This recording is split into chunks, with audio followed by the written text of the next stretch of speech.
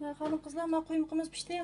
Mananga ma shakar unini ya, shakar unini sepib, chiroyli bezab iste'mol qilsak bo'ldi. Bu nihoyatda bek yumshoq chiqadi. Buni diqqat qiladigan ishlar. Xamirninki jug'urlashi, asli jug'urlashi nihoyatda yumshoq, iti bo'sh bo'lish kerak. Odatdagi ma bo'loq mantini xamirdan bo'shroq bo'ladi. Andan keyin buni nihoyat qo'limizning uchida ishlaymiz. Qo'limizning uchida bilan jug'urmiz akiltiblan. Buni nihoyat bek ishlash ketmaydi. Xamir jug'asaqlam andan bo'g'a vaqtida nihoyat rasmiy shu dostdan teshib ketgan holatda bo'lsa yaxshi bo'ldi.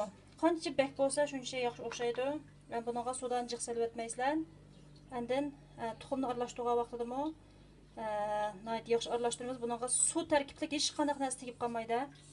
Shuning bilan quymoqimiz nihoyat yeyishlik bo'lgan, o'zi ko'rkam chiqadigan bir quymoqimiz tayyor bo'ldi. Buni o'zingizning ehtiyojiga qarab liansay bilan yemsizlar yo boshqa xil